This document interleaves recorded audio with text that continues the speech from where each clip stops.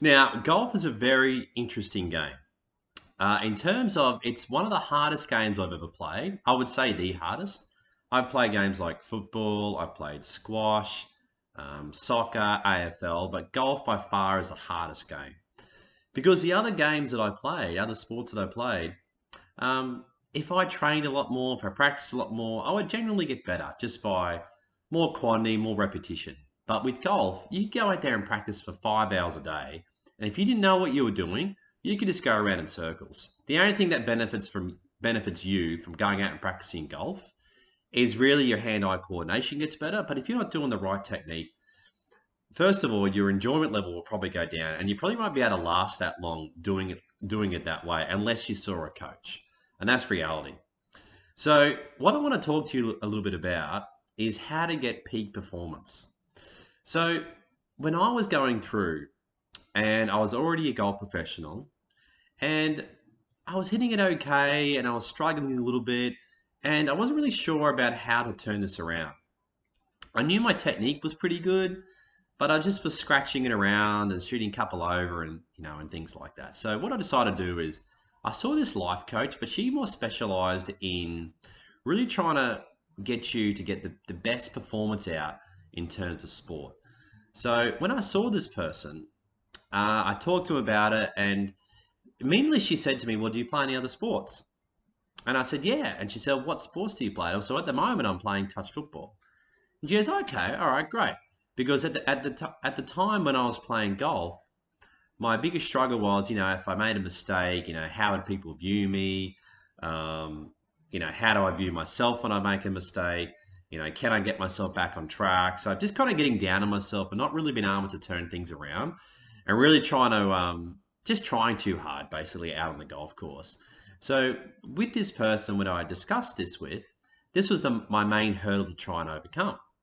And I knew there was a lot more inside me that just wasn't getting out on the golf course in terms of performance and striking the ball and whatnot.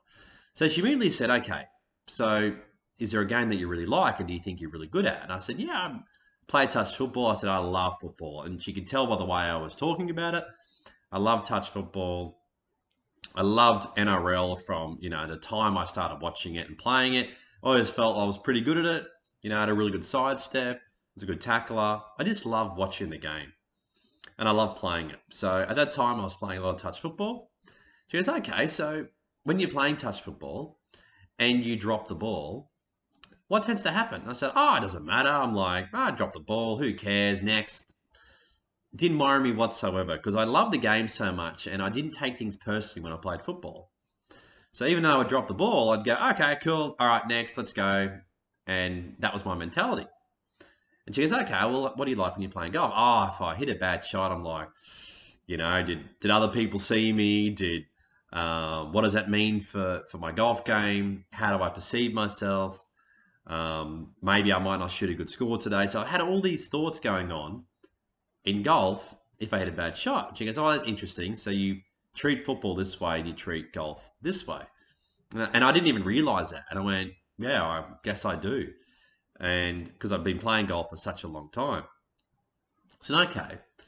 So then basically what we did, we had like, it sounds quite funny, but there's like a Dave A personality and a Dave B personality.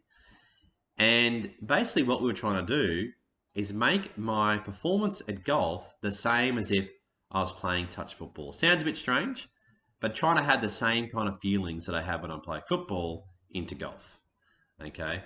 So the Dave A personality, what we basically came up with is that a Dave A personality meant like, I don't care if I shoot 68 or 88, I'm going to go out, have fun, I'm going to react to the target, I'm going to get up, hit the ball, and if I hit it into the trees, who cares, next, let's go.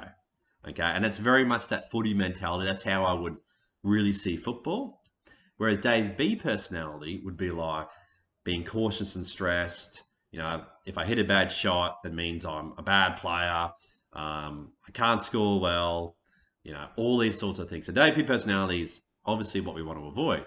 Or the Dave A personality is the one which very much likens to me playing football, being very confident, strong, and not caring about mistakes. So then what we did was that, okay, and I did the session with her, and all of a sudden I started thinking, oh, okay, so I started visualizing and really feeling the Dave O personality every time I was over a golf ball. You know, very much like I'm playing football, like I'm getting up there, I'm confident, I'm hitting the ball. I don't care where it goes, I don't care what score I get, I'm just going to hit the ball.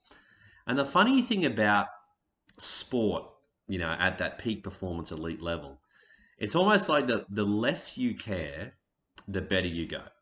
So then I remember that afternoon I went down, I played with a friend. I think the day before, I think I lost by like 4 shots, and and I felt really like controlled and a bit scratchy and just wasn't playing my best at all. Then I went out there and all of a sudden I shot 3 under, just straight off the bat. And every single shot that I did was basically got up, saw the shot, hit it, moved on. If I miss hit a shot, and the funny thing is that I would tend to not miss hit shots that often, because when I had that mentality, I would tend to hit it straighter and with more power and more control, because basically I'm just letting my body just release, because I'm not trying to control and be cautious and, oh, let's try and steer this down the fairway. So it's very interesting. So as soon as I did that, and we actually went down to the finer details too. I said, okay, well, what do you do when you're playing with someone else? So how do you cope with that when when you're playing with other people, you're helping them find their golf balls, or you're talking to people. So we actually went down into, what do you do when you play at your best? Do you go and talk to people? Do you ignore them? Do you strut on the golf course? What do you do when you play at your best?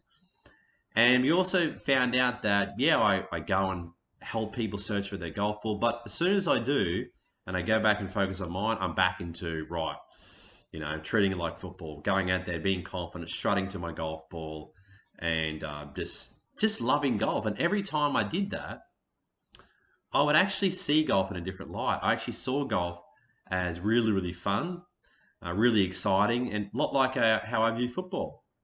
So anyway, guys, so I've just jumped on here just to tell you about how to get peak performance.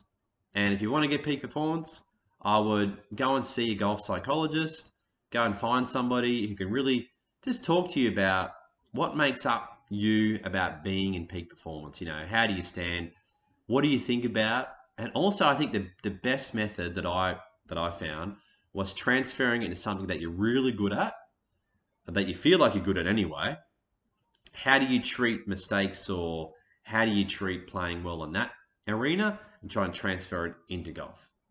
All right, guys, so thank you very much, and I hope you tune in next time.